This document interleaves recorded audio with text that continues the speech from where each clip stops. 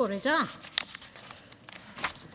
Before I start, can I thank everybody for their concern and care regarding my new fashion accessory, the Louboutin boot. My husband's Easter gift to me was to run over my foot, accidentally. But it's on the mend, so I'm glad to say. So we move on to item 13, which is a private member's motion from Dr. Sue Harrell.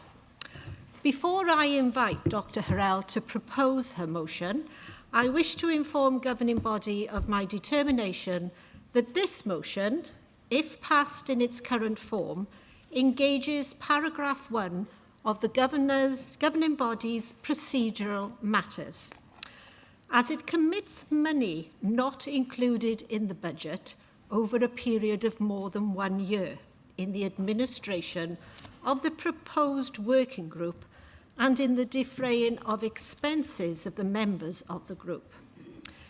In accordance with the procedural matters document, which is included in the general documents section of your papers, the motion therefore will not come into effect until approved by the representative body. I am informed by the Secretariat that the representative body meets on the 2nd of July, which would allow the Standing Committee to take forward the motion at its meeting on the 13th of July, if it is approved by the representative body.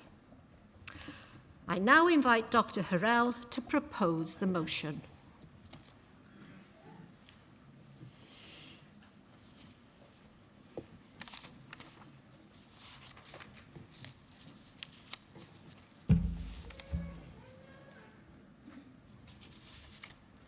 Sue Harrell, Co-opted Clergy, Llandaff. Firstly, I want to say how grateful I am to have this opportunity to present this private member's motion. It's a great feature, I think, of our constitution. And I'd like to thank those who've helped me to develop the motion and the supporting paper, those listed in the paper, and also Matthew and John and Leonie, who should have been listed in the paper, but I missed her off by accident. So thank you. Now, I'm not disabled myself, but I have a young adult daughter who uses a wheelchair and has learning disability. She faces multiple challenges every single day, and she's also dealt with some very big difficulties over the years, which we've experienced alongside her.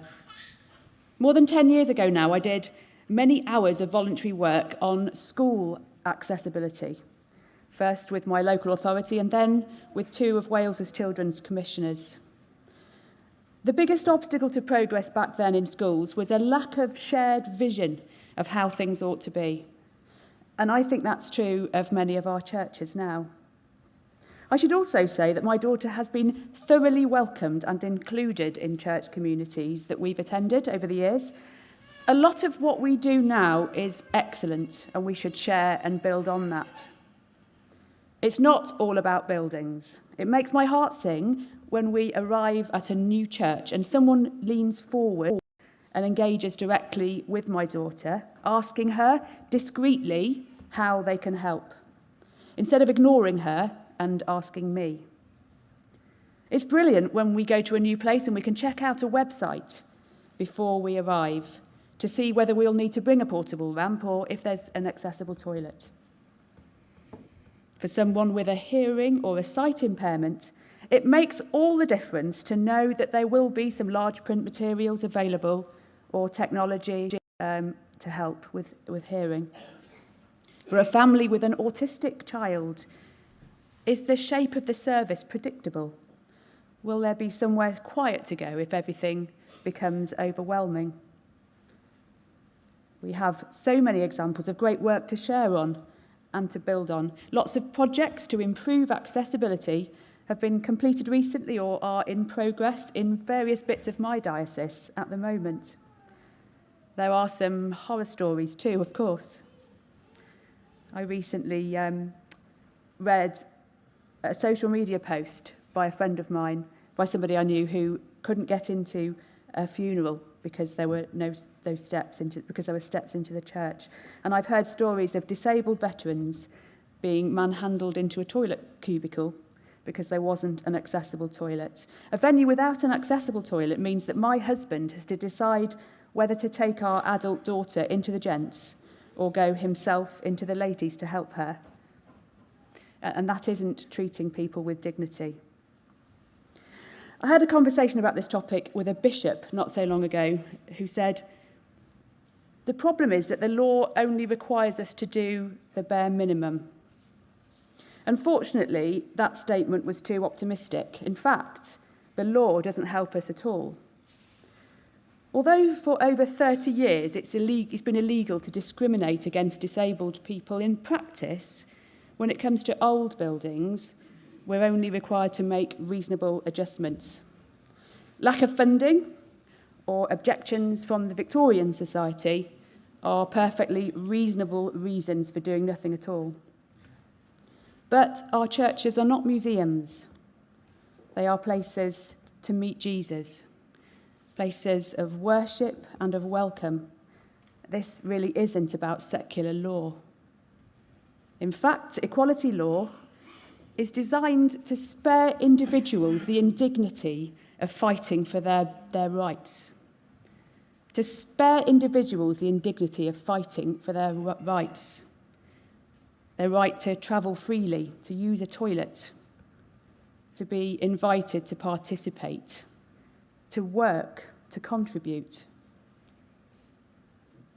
So often over the years, we've found ourselves at the centre of arguments about who is responsible for funding something. This makes us feel as though we're a burden instead of a blessing. As a result of this, my daughter is always apologising for herself, apologising for things that are beyond her control. And again, it's not just about buildings. If we visit a new church, I tend to check the gospel reading in advance. Can I be confident there won't be a sermon with a simplistic message about healing, which makes my daughter cry because it dismisses her ongoing struggles? Will she feel seen? I hope you've had a chance to read the explanatory note. If you vote to support this motion, the Standing Committee will set up a delivery group.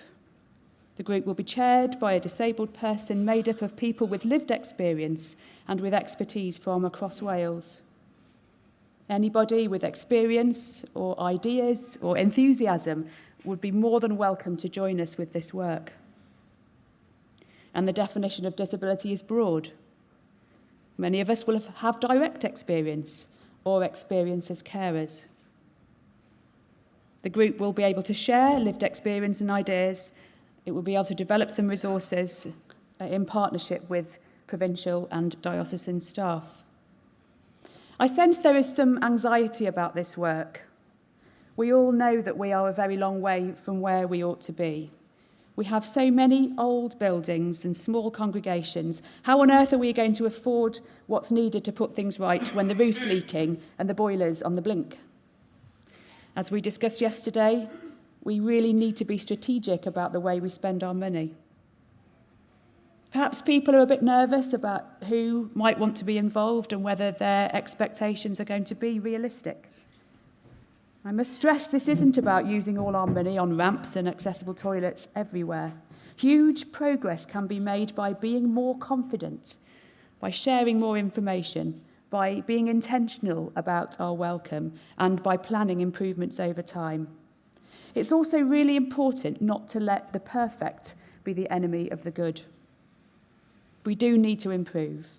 And some may argue that now's not a good time. We're busy with a lot of very important things and priorities in governing body. We're short of money. But unfortunately, disability welcome is the topic that always gets kicked along the road for these very reasons. Now, if you ask me to say, what's the plan? What will the group prioritise? I can't give you a precise answer today. It will be for the group itself to identify what needs to be done and how. We're far more likely to make progress if we listen to what people with lived experience have to say. There are some ideas in the paper that you have received, and I've got lots of other ideas as well, but it's not for me to decide what we should focus on. Now, I'm offering myself as a free resource to facilitate and coordinate this work. As a civil servant, this is exactly the kind of work I'm used to. The co-authors in the paper all have lived experience and professional expertise to bring as well. I've had many offers of help already from across our diocese, but it would be great to hear from other governing body members who are able and willing to help.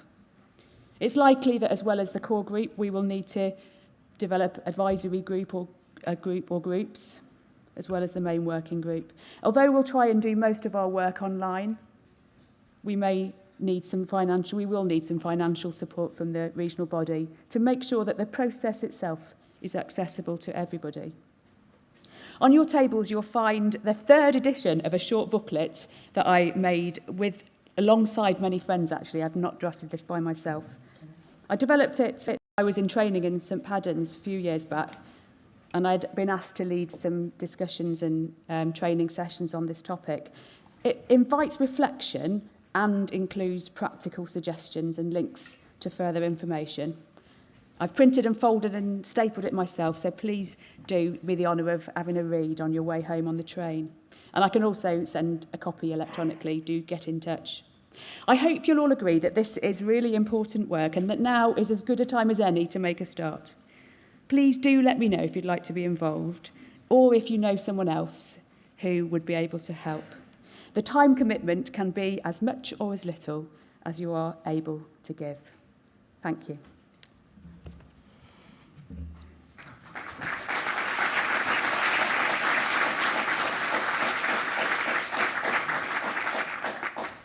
Thank you, Dr. Sue Harrell. I now open the floor for debate. Could you come forward and please approach the lecterns and identify yourself with your name and your diocese. And as we have a lot of business to get through today, can we make our contributions concise, please? There is a seconder. We need to sorry. I do apologise, there is a seconder. Who is? Sorry. Emma Dale. Reverend Emma Dale.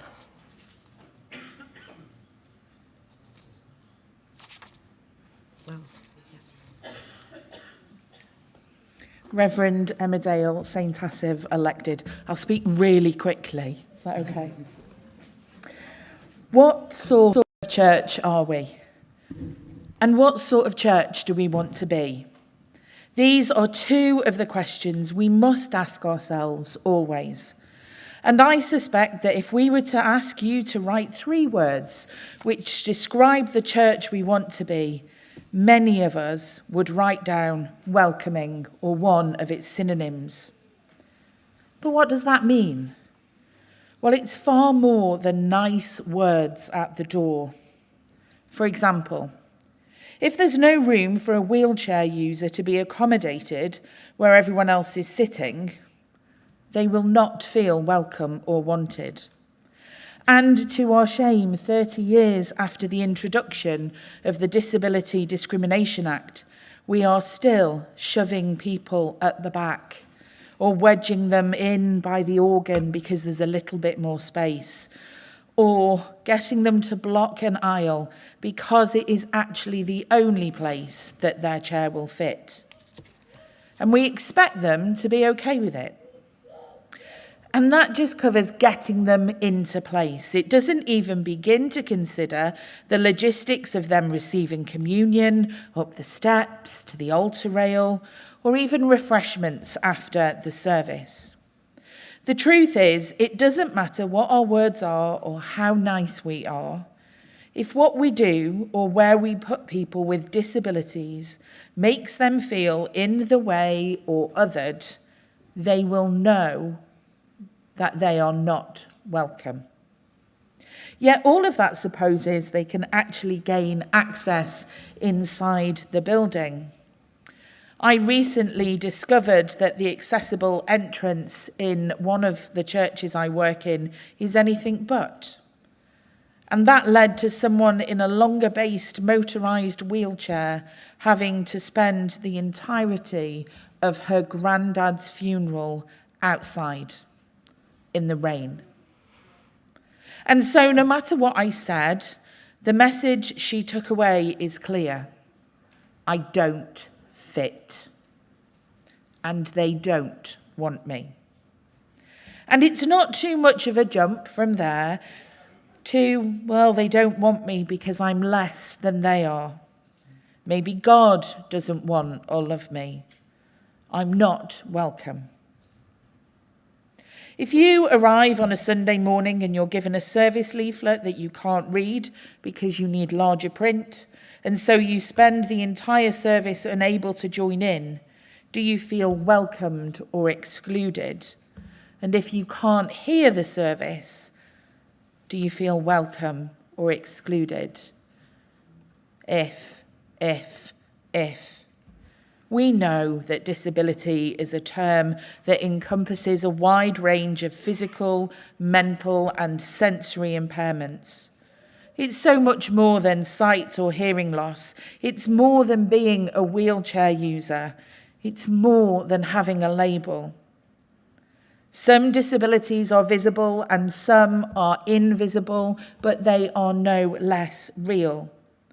And within our ageing congregations, there are a myriad of people who are not disabled, but find themselves with limited stamina and mobility due to illness and age. People who would also benefit from the recommendations of the working group.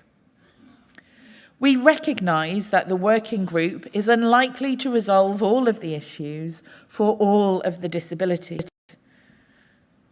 But what they can do is look at the commonalities, the things that are likely to make a difference in how people experience church and how people experience God. Some of them may mean we have to make changes to our buildings, and some of them may mean that we have to make changes to how we do things. For many years, I worked in education, and a huge part of my role was ensuring equity of opportunity. And we did this by enabling young people with a wide range of disabilities to access education and their exams. Sometimes minor, simple tweaks make the world of difference. What font do you use on your service leaflets? Is it well spaced on the paper? What colour paper do you use? Are there clear instructions which offer an alternative to standing or kneeling, so that if I'm unable to stand or kneel, I know I'm allowed to stay seated? How would I know who to speak to if I want communion, but am unable for any reason to go to the altar? Is it clear that I can receive in one kind if, for any reason, I'm unable to take the wine? In Wales today, around 1/5 of the population has a disability. 1 in 5 of us. 1 in 5 of us who are not less than, but 1 in 5 of us who live with difference. As a church, we've long bandied around the idea that if it's not safe, it's not church, and that is true. But I would add that if it is not accessible, it is also not church. We need to ask ourselves a tough question. What have we collectively done as the church in Wales in the 30 years that have passed since the Disability Discrimination Act?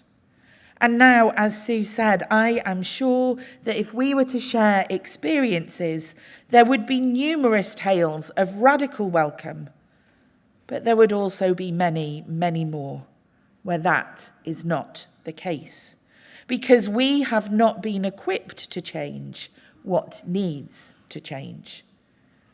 And so I ask, what have we collectively done as an institution? And what should we be collectively doing to ensure that all of our churches are places of welcome for all, including disabled and neurodivergent people? What have we done to collectively break down and remove the barriers that are preventing 1 in 5 people from being able to participate in and belong to our church? Yesterday, we were reminded that one of the commitments stated in the Dignity Charter is to promote an environment which values all people's differences. And so what have we done collectively to ensure that we allow people to not only access worship, but to do so in a way that gives them autonomy and dignity, so that church is not done to them, but with and for them? I think we need to be honest. We need help, and that's okay. The proposed Disability Welcome Delivery Group is something that can start that process of help. It may feel like Everest, but Everest can always be conquered as long as you keep on keeping on. But you have to make that first step. The Disability Welcome Delivery Group would give agency to those with disabilities so that they can tell us what changes are needed. It can help break down those barriers that prevent 1 in 5 from feeling they belong. And so I ask you, what sort of church are we? And what sort of church do we want to be? Thank you. Thank you very much, Reverend Emma, and please accept my sincere apologies.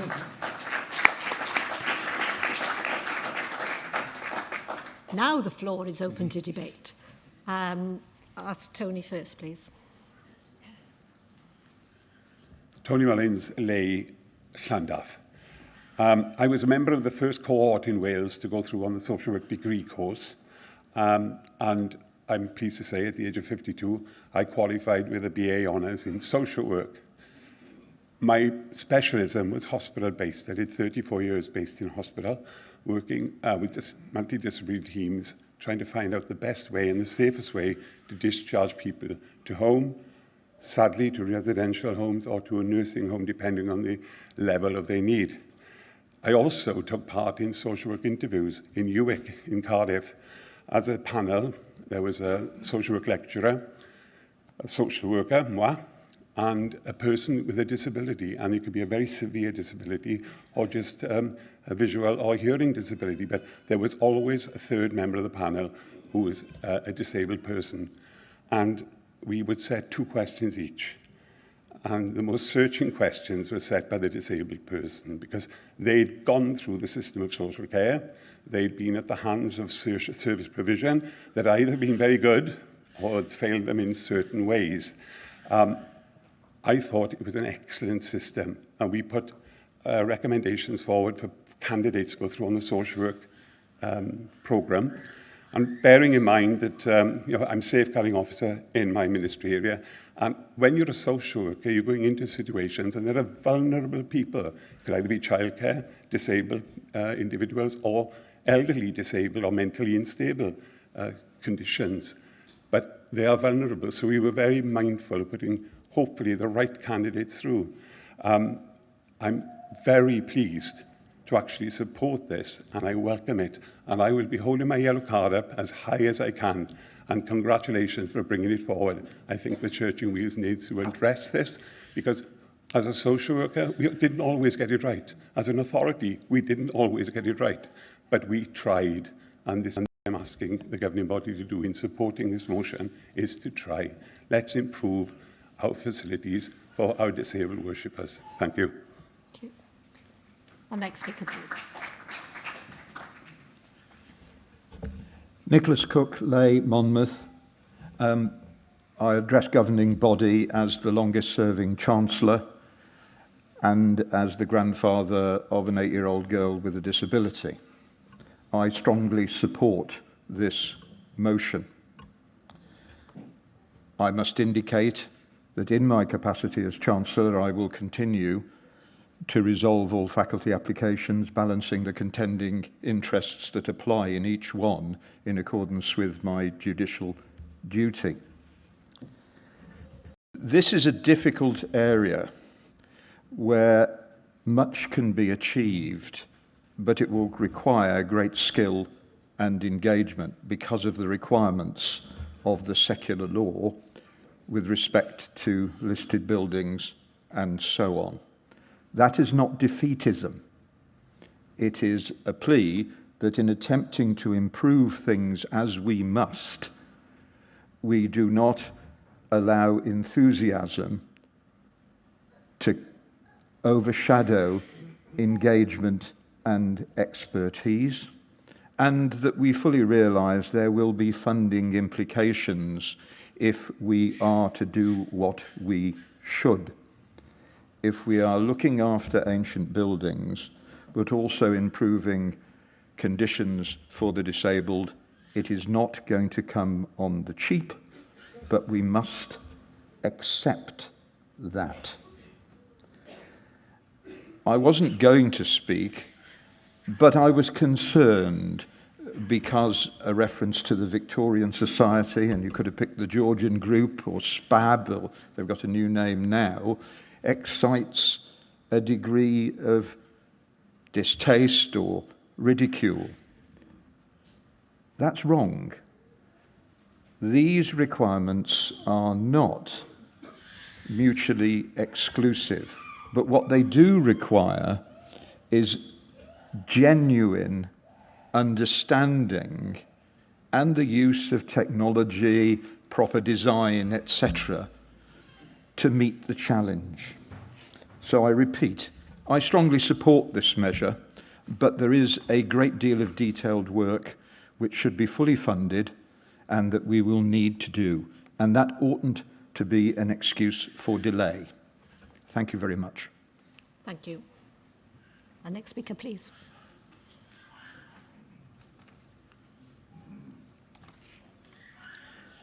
Angela Treherne, elected lay Llandaff. Your Grace, bench bishops, members of the governing body. I've had to write my response because I'm very, very nervous. And when I'm nervous, I waffle. If waffling ever became an Olympic sport, I would win gold every time. So this will cut the waffle if you allow me to read it. I speak as a ministry area warden in support of this motion. It expresses an important and commendable commitment. However, I would like to highlight a significant practical challenge to its implementation, and that's funding. We are currently navigating a complex and sensitive situation. With his consent, I share that our vicar has been living with visual impairment since 2024 and is continuing to lose his sight. In response, an occupational health assessment has been undertaken alongside a professional risk assessment conducted by an architect. These assessments have been identified and a number of essential physical adaptations to ensure safety and accessibility. These include the installation of handrails, improving the visibility of steps, enhanced lighting along the paths between the vicarage and the church, resurfacing those paths to reduce the risk of trips and falls, and improvements to lighting within the church itself. Faculty permission for these works has been granted. However, despite this progress, the adaptations have not yet been implemented, as funding has not been secured. There have been understandable questions raised regarding how such work should be classified, including whether certain elements might be considered general maintenance rather than adaptations arising from an individual's specific needs. It has also been indicated that there is currently no clear budget provision for work of this scale, which is estimated to exceed £80,000, and that resourcing such work may have wider implications. We also understand that due to the vicar's status as an office holder, the church's formal responsibilities differ from those in a conventional employment context, As a result, he has sought support through the Department of Work and Pensions Access to Work scheme. Some assistance has been received, including contributions towards adaptive technology and the provision of a guide dog, for which we are very grateful. Alongside this, the ministry area has made considerable efforts to identify external funding sources. While we have explored a wide range of grant-giving bodies, opportunities for funding adaptations of this nature are limited and often require match funding that is beyond our current means. The impact of these circumstances has been significant, both practically and personally. It is a challenging situation for all involved, and we remain committed as a ministry area to offering support and care in every way we can. This motion speaks to the Church's aspiration to be welcoming and inclusive, and to remove barriers to full participation. In that spirit, it may be helpful to reflect on how we can collectively ensure that the structures and resources needed to realise these aspirations are in place. I support the motion and respectfully ask how we might continue to develop sustainable ways to support its intentions in practice. Thank you.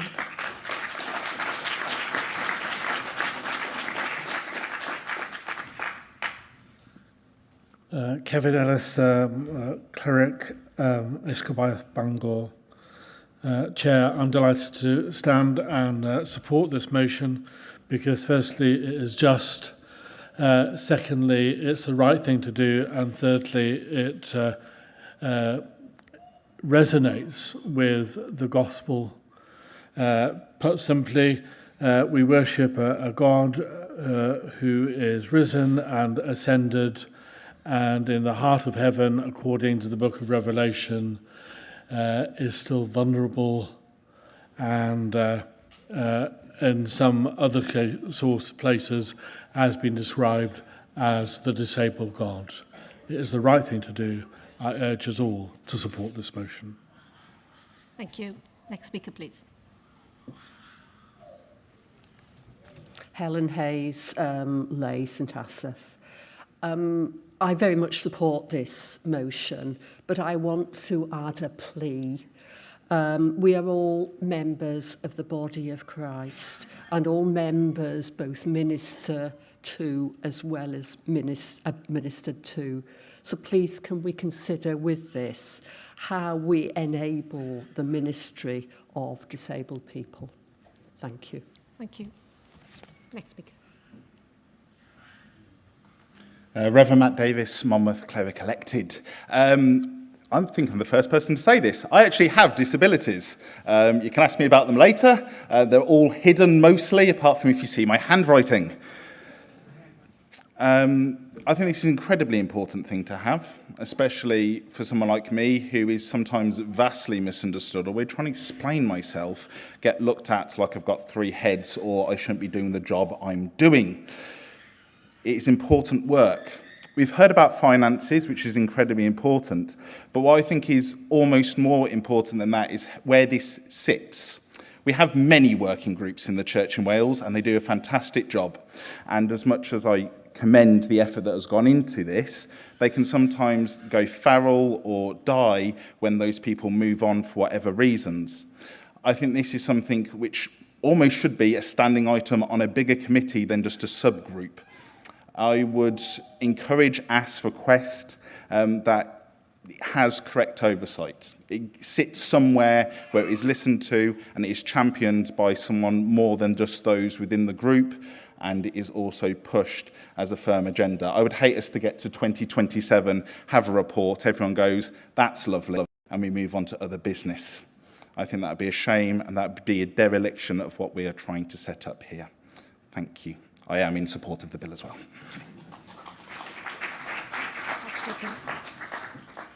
Paul McNess, nominated Archdeacon St David's Diocese. Chair, Your Grace, members of governing body. I have mild dyscalculia, which means that I'm not that great with verbal processing of numbers. If they're in front of me written, I'm fine. But somebody gives me a phone number, I will sometimes reverse digits on it. I also became more aware when I had to have varifocals of steps, more than I was previously. I also became more aware of lighting levels and also of where I have to put texts on lecterns or altars so that I can actually see them. This bill has made me reflect upon how disabilities affect me personally, but also about how it's affected my ministry in general going through time. I have a Down syndrome's goddaughter. I've had congregations that have contained both Down syndrome people and autistic people, all of which were an integral part of the community, the church community of which I was leading. For 7 years, I chaired Dyslexia Cymru. I had cousins who had muscular dystrophy and had to operate through use of a wheelchair, and I had a cousin who was deaf-blind. My late grandfather not only had dementia, but also macular degeneration, so that was always a complication as well in when he came to church. If all of us think of how disabilities have impacted upon our own lives, I'm sure that this bill is a bit of a no-brainer. This motion is a no-brainer. I really welcome that this has been brought because it's made me reflect very strongly about how disabilities have impacted in my own ministry and my own life. And I think that if all of us do that, we will then have a better attitude in dealing with those who currently perhaps feel excluded from our churches. Thank you. Thank you. Next speaker, please. I'll be sharing in Welsh. Cynanllwyd, ysgrifennydd cyffredinol cytun eglwysi ynghyd yng Nghymru. Dwi'n westai ac yn ffrind i chi gyd, gobeithio. Just wneud y pwynt, dwi'n gweld Cassie Jones a Owain o'r bydyddwyr, annibynwyr, mae Martin yma o'r URC, mae Jenny yma o'r Methodistiaid. Dwi'n gwybod bod hwn yn rhywbeth mae'r holl eglwysi a holl enwadau yn mynd i'r afael ohono. Felly gai jyst annog yr eglwys yng Nghymru pan mae'r grŵp yma yn cyfarfod ac yn gweithio ar rhywbeth sy'n mor bwysig i ni gyd, achos ni moyn i bawb dod i adnabod Iesu a ddoli gyda teulu Duw yn ydyn, i'r eglwysi a'r enwadau gydweithio, dysgu o'i gilydd, menthyg arbenigedd o'i gilydd, a gweld sut allan ni mynd i'r afael a hwn gyda'n gilydd. Felly gai annog chi i wneud hynny. Yr ail beth os gai annog yr eglwysi a'r eglwys yng Nghymru yn benodol fan hyn wrth gwrs, i ofyn y cwestiwn sut mae eich strategaeth digidol chi yn cynnwys pobl anabledd? Neu, cwestiwn arall, sut gall eich strategaeth digidol chi cael ei ehangu mwyn gwneud yn siŵr bod pobl ac anabledd yn cael ei cynnwys y mywyd yr eglwys yn y personol, ond hefyd wrth gwrs ar y platfformau digidol. Diolch. Diolch, Cynan. Please.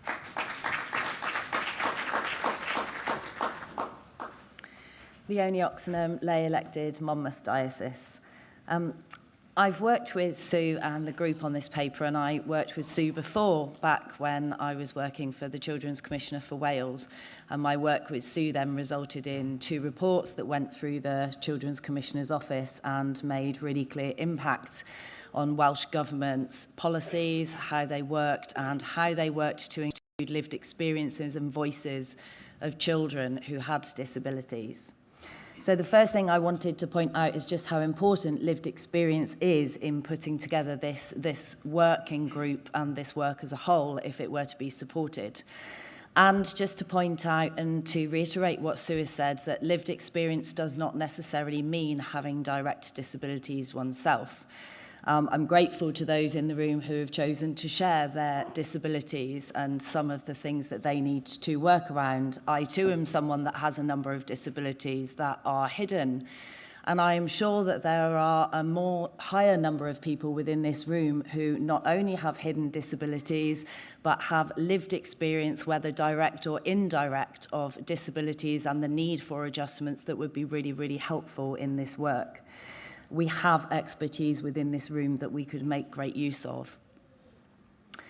The second thing that I wanted to point out, really obvious, but just to be really clear, quite often when we talk about disabilities and disability access for individuals with disabilities, we go initially to thinking of wheelchair access, to making really large-scale changes to buildings that are often listed that would be really expensive, really unwieldy.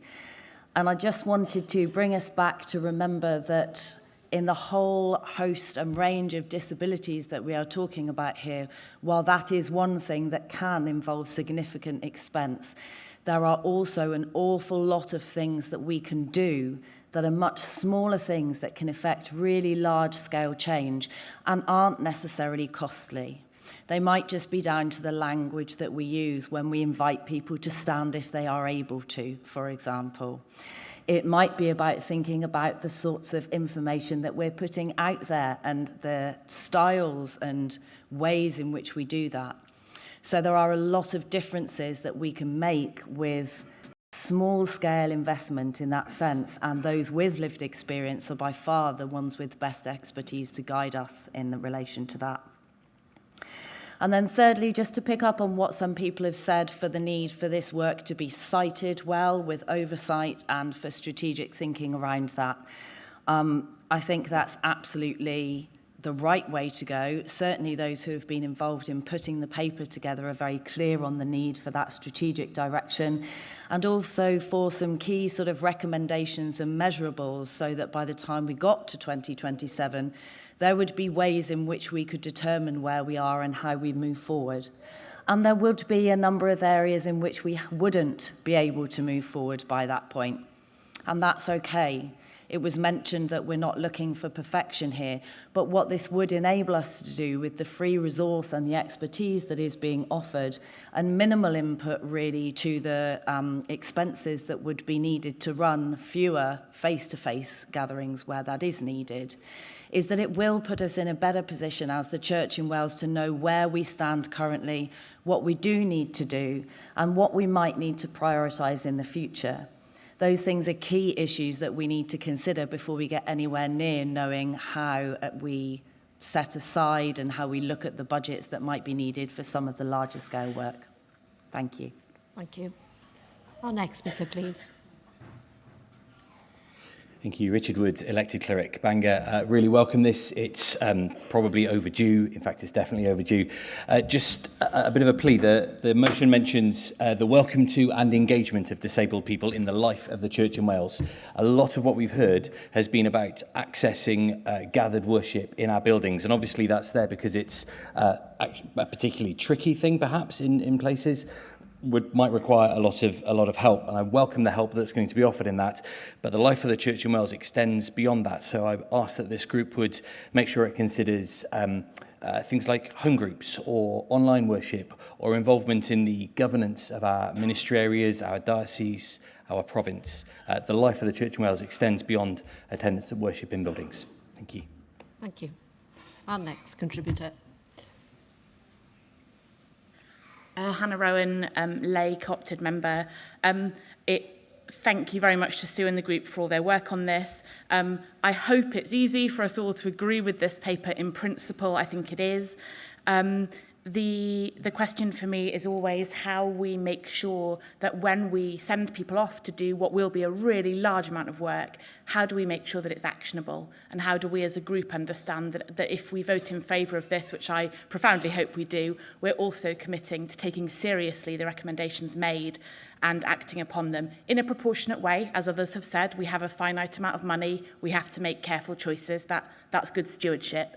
But that actually, if we say yes to this, we don't just go away thinking, we want to welcome disabled people, well done us, but that we actually think, what are we now going to do? And thank you very much to Sue for the booklets that we can each take away to look at some really immediate ways in which we can put that into practice. Two quick things. One is just an ask that we look, as well as the geographical and balance issues of the group, that we ensure that we have a mix of disabilities represented. I think what's come across from this conversation very clearly is that disabled folks are not a homogenous group, so let's just make sure we've got the voices that we need there. And also, to come on the back of Matt's point around thinking about where this fits in structurally, can we have a look at how standing committee can also drive this forward? It's always important that lived experience and the voice of those at the heart of a conversation are leading that in terms of advising, but it's a shame if we let those affected do all the work. It would be great if we could take ownership of this jointly. So it would be wonderful if Standing Committee could consider where that sits for ongoing conversations.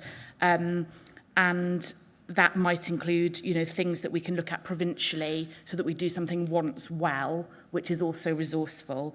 And finally, to Sue's daughter, who I have the pleasure of knowing well, this is someone who has been both a blessing and a minister to me in my faith. And so a thank you to all those whose ministry and blessing often goes unthanked. Thank you. Thank you. Our next speaker. Robert Charlton, lay elected Swansea and Brecon. I'd also like to start by thanking Sue and Emma and team for bringing this motion. It is much overdue, and I certainly will be supporting it and welcome it. And I also thank all the people who have come forward already today and disclose their own disabilities. 1 in 5, that's a heavy number for Wales. My wife is disabled. She is profoundly deaf. She has a cochlear implant and also has a registered hearing dog for deaf people. And the quality of her worship depends entirely on whether or not there's a loop system or a lack of loop system. But she does hasten to add at all times that the loop system at Brecon Cathedral is the best she's ever come across and is really very helpful to her. I see a lot of challenges ahead with this motion. Each cathedral, church, congregation, small, large, has its own tone, its own peculiarities. So there is a great deal of work going forward, let alone the financial implications as well that we've heard about. But it is much overdue. I certainly will be supporting it. I welcome it. And in fact, I'd be hopeful, can we not get an interim report by the spring of next year? Is that too much to ask for? Let's get this moving. We know what we're aiming for. Let's go forward today and bring this forward as soon as we can. And I'd like a report back personally next spring if that was possible. Thank you very much. Heather. Thank you, Diolch. Heather Payne, lay elected Llandaff. Simon, son of John, do you love me? And look, another example to show our love. I hope it goes without saying, I'm going to be voting in favour of this, partly because of my darling granddaughter Bella, who has Angelman syndrome, a profound disability, and it reminds me that angels are God's messengers. I will associate myself with all the comments about the ministry that we receive from everybody when we see them as an individual. This is so overdue. I just have a couple of things to say practically. We are looking at voice, choice, and agency for all of us. And this is where we can address the demands of disability. And look, you know, 1 in 4, 1 in 5, none of us has not got experience of disability from either individually or our families and friends. We have, I also am a great fan of Luke chapter 5, starting at verse 17, which is entitled, Jesus heals a man let down through the roof of a house. And, you know, everybody involved in that is important. We've got an online faculty system. We have potential to add prompts into that to say, as well as thinking of ECO and all the other Vic Soc and Georgian Soc, what are we including in a statement of needs about inclusion and disability access? And we don't have to wait for this to go through. Yesterday, in Rotherham-Cantay's ministry area, there was a meeting of the disability group in order to actually use the Roof Breakers audit. The Roof Breakers is a group which actually provides availability of a free audit tool that covers all disabilities and helps us understand how we can take individual steps to improve things. The other thing is that I'm speaking on behalf of somebody. I don't want to speak on behalf of somebody else. I want them to speak for themselves. But a colleague from our diocese who has not felt able to come today because of the mobility restrictions that they have, and has asked, well, would it be possible for this body to actually use, as we did during COVID, a hybrid model so that they could speak for themselves? Thank you. Thank you. And next. Bob Evans, elected lay, Monmouth. Some of you know I have this passion for church buildings, and I've pontificated to you over many years about church buildings. I'm just finishing work on providing full disabled access to a church hall, which is halfway up a hill. It's hundreds of thousands of pounds. It's due to be blessed by the Archbishop this weekend. We thought we were doing very nicely. I got into the disabled loos, and we'd actually moved the mirrors, and we moved them down the wall so somebody who's in a wheelchair could actually look into them. And we were really proud of ourselves on this. And then I discovered that there's a lip on the front door, which, if you've gone all the way up the ramp, is the final straw.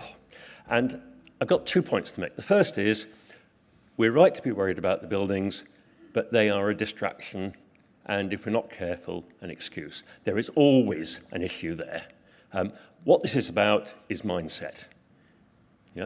If you have a will to make it work, then we can do it. And that, I think, is an important principle. The second, and I really welcome this group, and I think it's going to make a huge difference, is this point about lived experience. We can be as clever as we like, but if you haven't talked to somebody who's got a problem, you're not going to move that mirror down the wall. And so I think this is a really important and valuable step, and I really support it and hope you will vote for it. Thank you. Thank you. Next, please. Hannah Wilkinson, lay elected St David's.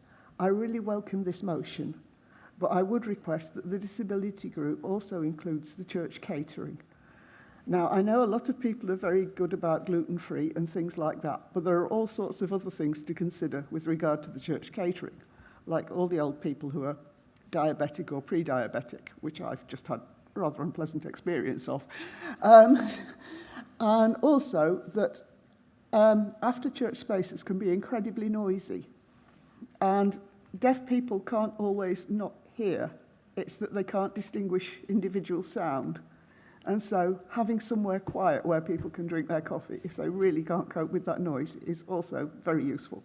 So if you could please include the church catering, I'm sure an awful lot of people would be really pleased. Thank you. Thank you. I'm Justin. Reverend Canon Justin Davis co-opted Swansea and Brecon. Just to say that St Padarn's, our training institute, has a free online course, Resourcing Churches for Disability Inclusion, 28th of April from 6:30 at night to 8:30. A free course exploring how to develop resources for disability inclusion, focusing on mobility, hearing loss and visual impairment, and to be joined by Through the Roof charity, of which we just heard about, whose experience and passion for inclusion will guide through practical and actionable ideas. So our training institute maybe is already providing resources to support the motion, which I very much support. Hope that will be useful. Thank you very much. Thank you to everybody who's contributed to the debate. I can't see anybody else making their way forward. So I ask Dr. Sue Harrell to respond.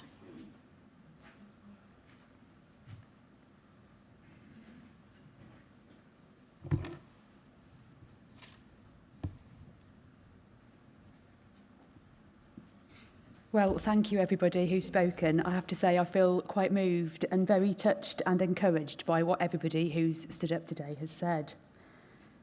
I agree with everything that's been said in actual fact. I think the point about the structural changes that we need to make is really important, and something that I'd already clocked that we need to think about. I share concerns about the scale of the challenge. If we were to make all of the improvements we'd like to make, we just simply can't afford that. But sometimes it's about being more strategic about the facilities that we've got within each ministry area, which are our more accessible venues and which ones should be used for different purposes. Maybe we should be setting some budget aside to deal with the specific needs of our clergy and people as they arise within our diocese. And also, what support can we provide to people who do want to make changes, where they need to fundraise? How can we help people to make those changes across our province? I also wanted to emphasise the importance about this not being welcome to people that we are serving who are disabled, but it's really important that we acknowledge that the ministry of disabled people, it's come up in several comments, that's absolutely a critical point for me as well.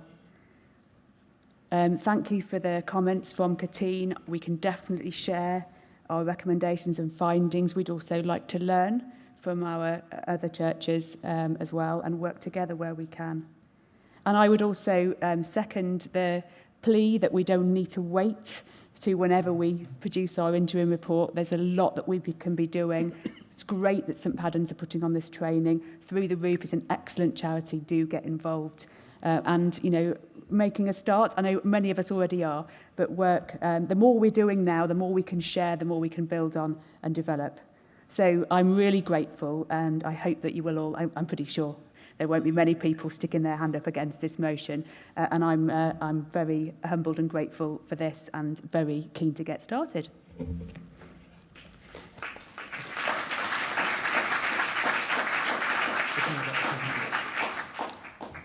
Thank you, Reverend Sue. We now move to a vote, and the decision is by a simple majority of the governing body. So could I ask those in favour to raise their cards?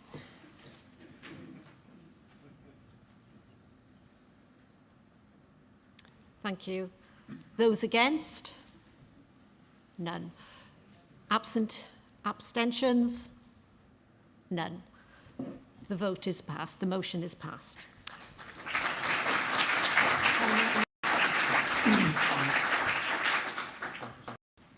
Right, we now move to morning break. It's 10, well, to be back by 11:10? I'd say Quarter past 11. Now, I'm going to initiate change. I love to see change. My observation of coffee and tea breaks yesterday was that everybody queued on the one side. I can tell you, you are able to queue both sides. There are biscuits at the end of both ends of the table. So please, when you go for coffee, I would also like to take this opportunity. Mrs. Kathleen Snow has to leave us at lunchtime. She has to return to London, so she's going from Llandudno Junction to London Euston. Thank goodness there's a through train. As she is flying back to Canada tomorrow, so she needs to get to Heathrow. So if you haven't met her and would like the opportunity to meet her, she will be at the Mothers Union stall. And she wishes to express her grateful thanks for the Archbishop in nominating Mothers Union as the charity for this governing body and the collections that have been made, and so generosity. There are a number of people who are wishing to be enrolled as Mothers Union members. They know who they are, but if you wish to be a Mothers Union member, please make your way to the Mothers Union store. Thank you very much. Can I just interject? And, sorry. Card machines. Card machines are available if you haven't had cash or you haven't donated already. Please give generously. They're over on the side with John. Thank you very much. So back at 15:15. Thank you.